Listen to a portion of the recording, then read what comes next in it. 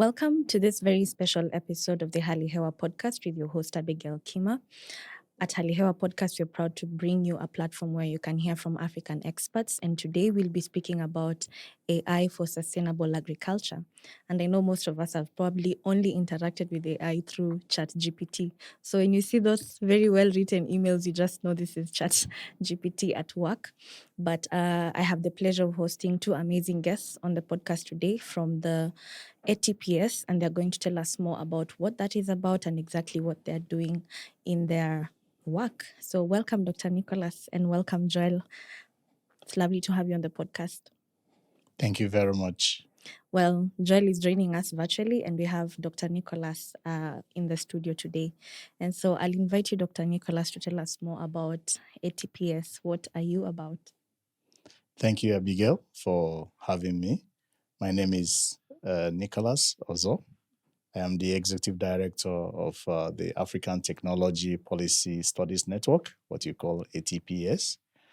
So ATPS is a transdisciplinary network of researchers, policymakers, civil society actors, and the private sector actors that promote the generation, the dissemination, the use, and mastery of science, technology, and innovation for Africa's development, for environmental sustainability, and global inclusion. So ATPS works through national chapters located in 30 countries, but with institutional partnership in the 54 countries that is in Africa. Our headquarters happen to be here in Nairobi, Kenya, where we also enjoy diplomatic immunities and privileges accorded other international organizations of our status. So every year, because science, technology, and innovation is a broad area, we usually do what we call strategic plan for 5 years minimum. And in that strategic plan, we identify core areas where, working with our stakeholders, we have over 5,000 network members of the ATPS spread across Africa and also the entire world. So we work to identify what are the priority areas that they think that we should focus on. And the current strategic plan that we are working on, working with, has identified some key areas, including agriculture, food and nutrition, energy, especially renewable energy, environment and climate change, and health innovations. So these 4 thematic priority areas are the ones guiding the work we do currently. So delving straight into the topic of the day, which is artificial intelligence in agriculture and food system, what you also call AI. It is because we have prioritized agriculture and food systems amongst our priority areas for work.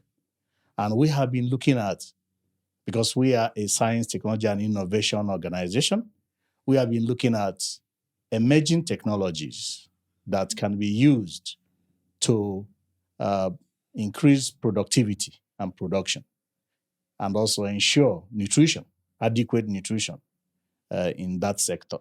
And that's why the most emerging technology, the artificial intelligence, is now one of the tools we are using to promote productivity in the sector. Great. Thank you so much for sharing that. And I like the fact that you said it is based on research and you identified some of the key priority areas within the continent of Africa. And it's impressive to hear you're in 30 countries within Africa. Yes. And I understand you have a specific project on this particular topic on sustainable agriculture. Yeah. Also tell us more about that. Okay, so this particular project looks at artificial intelligence in agriculture and food systems. So the goal is to advance the development, the deployment, the scaling of homegrown, responsible artificial intelligence in agriculture and food systems. I'm very particular about some keywords in those in that particular project topic. Homegrown. Homegrown means we want to foster and promote AI that is developed from our people, that has identified the priority needs of our people, that is directed towards local content in Africa, not just if they come and give you AI in the development of maybe Apple. We don't produce much of Apple here.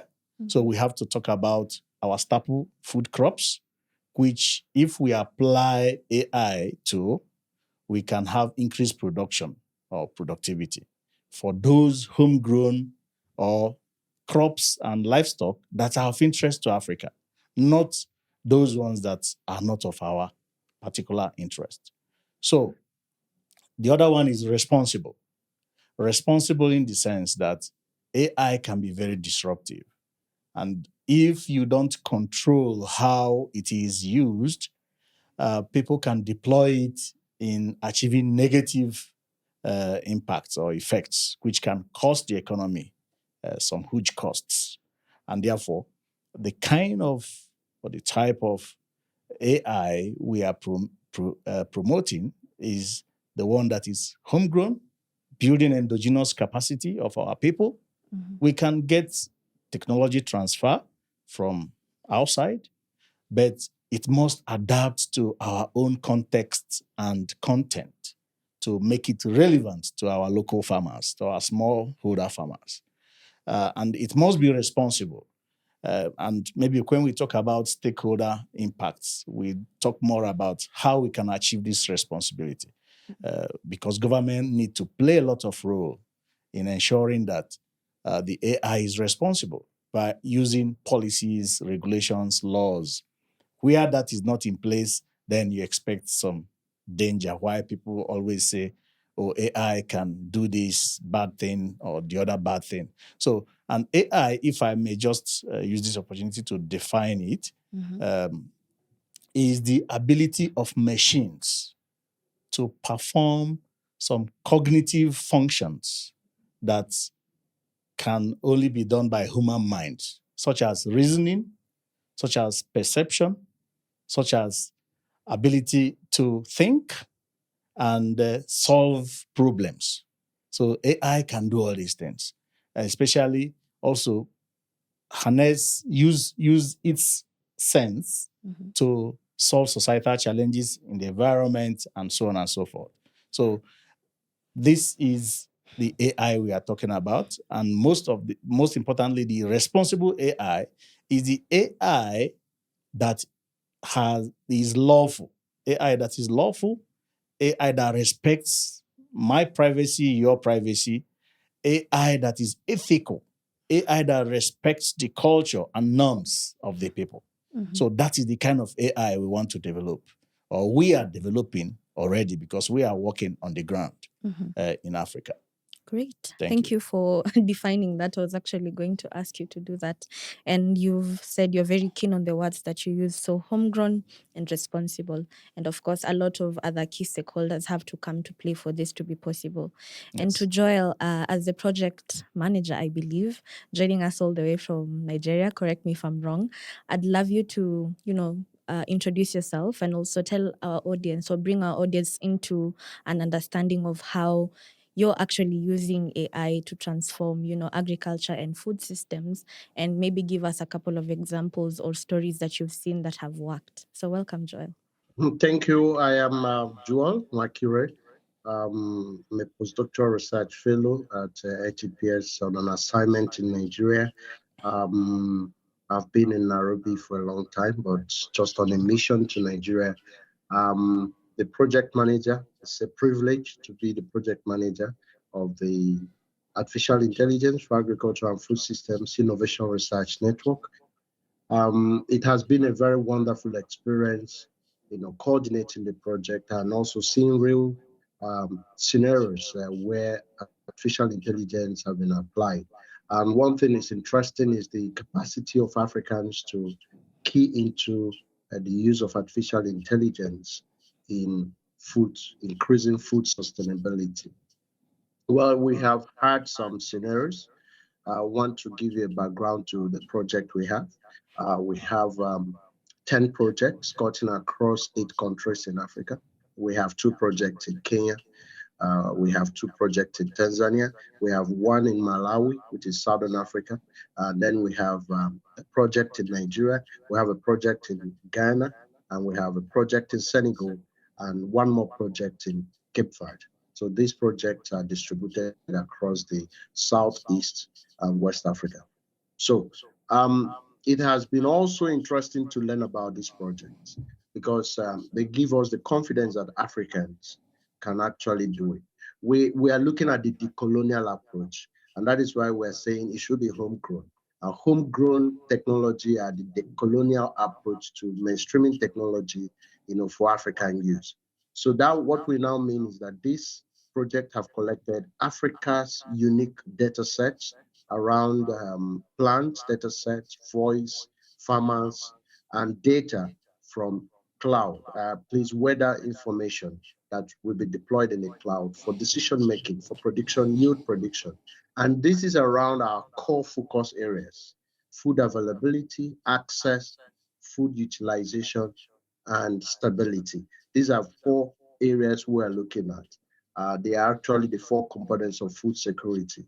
And the executive director have been very emphatic about this responsible development. And one thing again that we have tried to do that is coming out good is that we have followed also gender equality and social inclusion approach. And that is, we were intentional about making sure that we have more women get involved in the development. We first of all conducted an initial study that showed that it's just 30% of women are in AI and 70% are men. So we wanted to bridge this gap. And so we're intentional about selecting 5 women-led groups and 5 men-led groups. And we can say that the women-led groups are performing well. So they are actually our future. So now let's go to some specific about the project.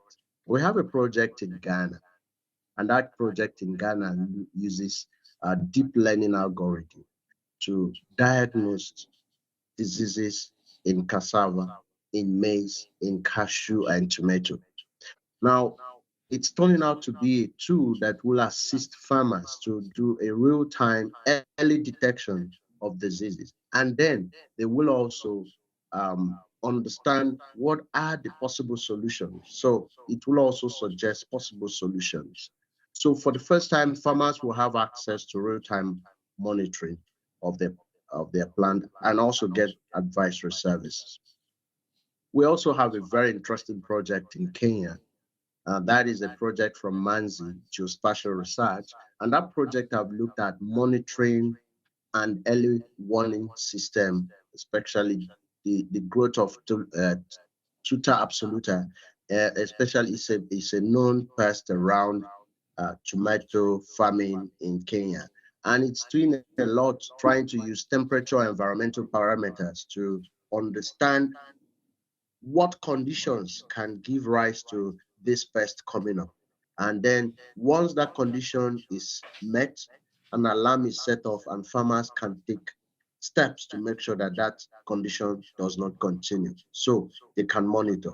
Then in also detection, they have the ability to say, oh, based on these environmental conditions, which is a deep learning model where you collect data set that can actually do what the human does. For instance, I give an illustration to make it on us understand how artificial intelligence is. A child grows up. A child does not understand this or that. But over time, the child continues to acquire information from the environment. Over time, the child can say, this is A based on shape, and the child can say, this is B based on shape. So the child over time was trained on a data set. And that data set were the communication that was given on shapes. A is for apple. So that is that.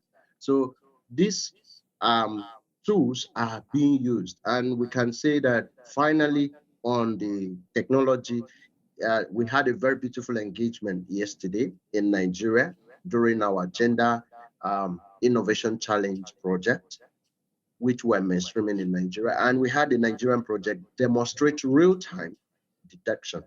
So they had an independent system that monitors plants. And anywhere you are, even if you're in Kenya, you can see real-time the health status of your farm. It was wonderful seeing it. So the farmers were so much excited seeing this. And so these are some of the projects taking place in a short form. So thank you very much. Thank you so much, Joel. Those are very interesting tools. I mean, I am also using this as an opportunity to learn about AI because, as you said, Dr. Nicholas, a lot of people are still very sort of pushing AI away because, of course, as you said, without the regulation, then it means the aspect of responsibility is missed. And of course, everything comes with, I believe, when you're going about a project, you want to see the impact, especially to the people that you've so passionately talked about, who are the community members. And, you know, as you said, homegrown, that is tailor-made to, satisfy our needs. And so would you say over the couple of, I don't know how many years that you've been working on this project, would you say you've seen real impact, especially to those smallholder farmers? And how receptive are they to this particular technology? And would you say you've seen any sort of impact with the work that you've been doing? Thank you very much, Abigail. I can tell you that this project and AI as a whole is an emerging area. Mm-hmm. And because it is new, and this our project started only 2 years ago, Mm-hmm. It is too early to measure impact. Mm-hmm. Impact is the outcome of an intervention. So the intervention is still ongoing. We are still building the capacity of these innovators who are deploying, developing, and at a small level, scaling.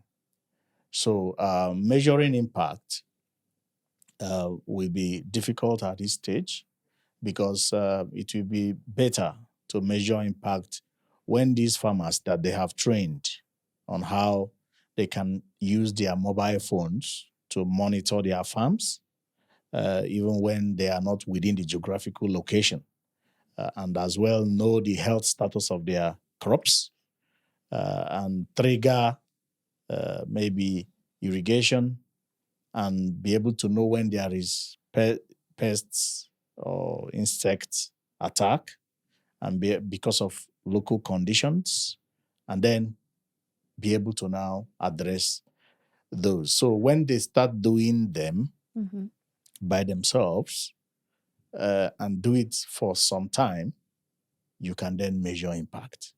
But for now, and for this our project, it is still it is still at the stage of development and deployment, like 90%.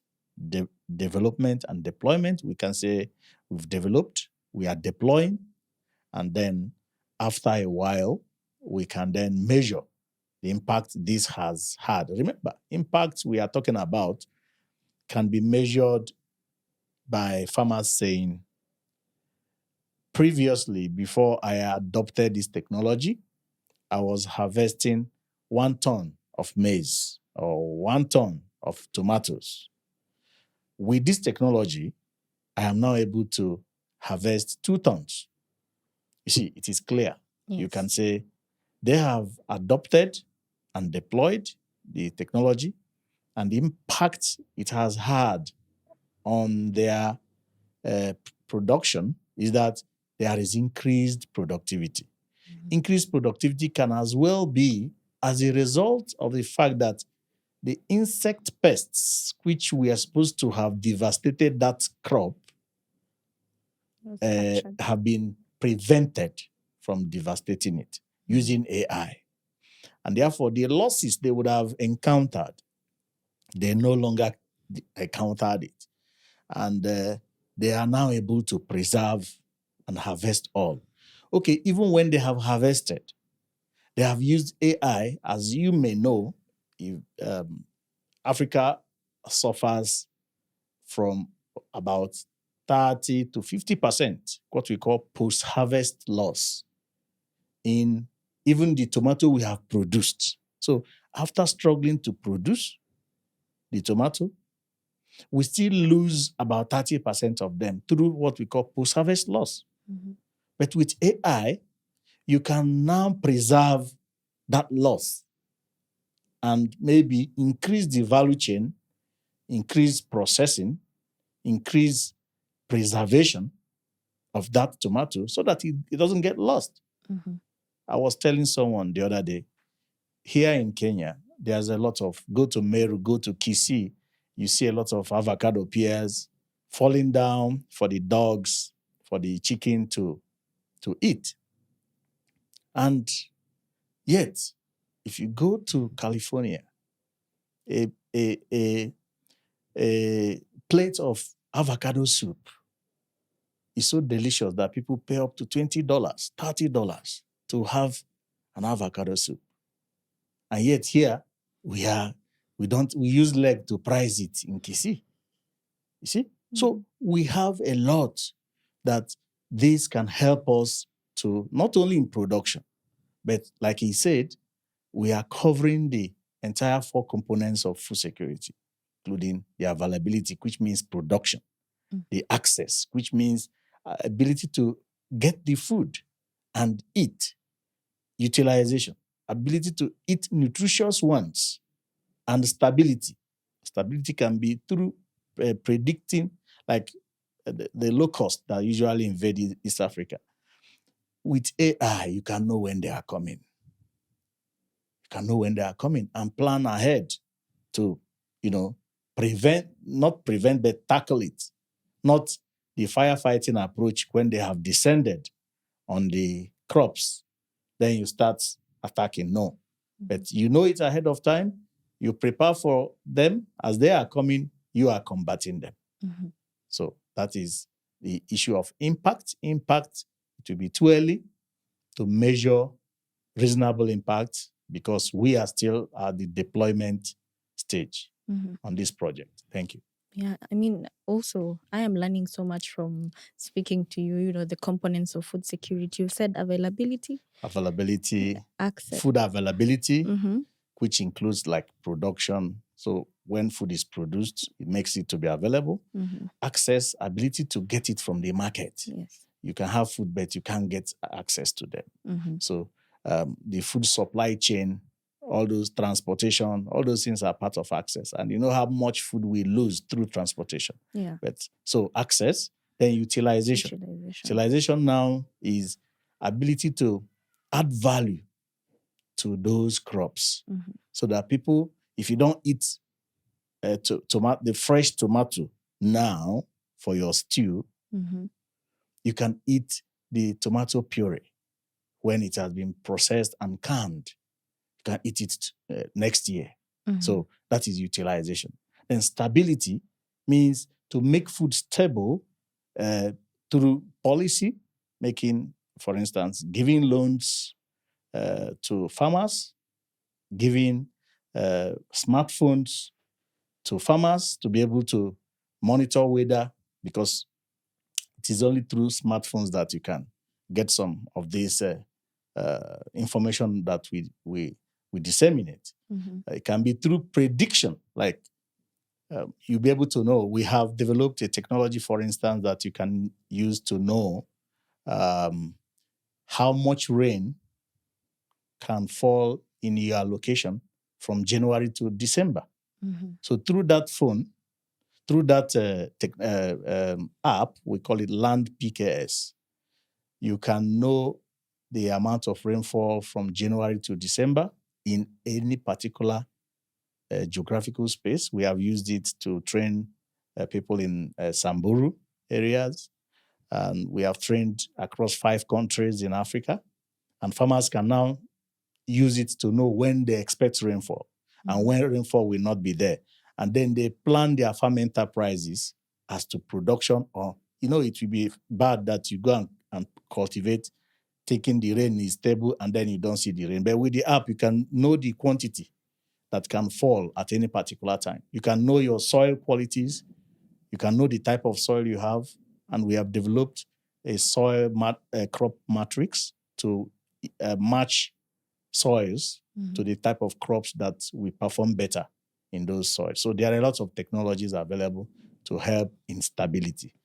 There are other components, there are other segments, like some people talk about food sovereignty.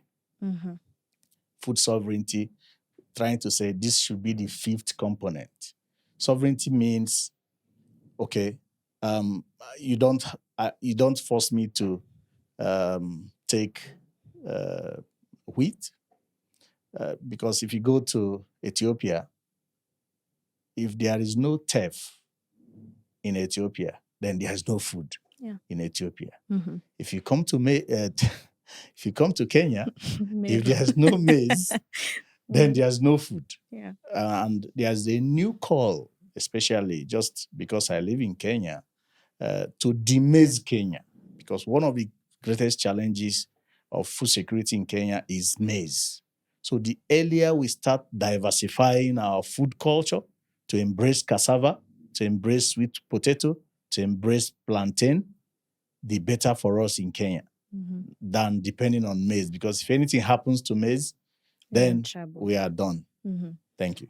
Thank you. That actually takes me back to an episode I did on food sovereignty, and there was an issue about seeds, and there was a court case in government where they were saying how we used to farm in the past, where we would exchange seeds, is now a crime. And there was actually a campaign against it. And in your feedback about impact, and I understand it's only been 2 years, which I believe opens an opportunity for us to come back after 2 years to hear how much has changed.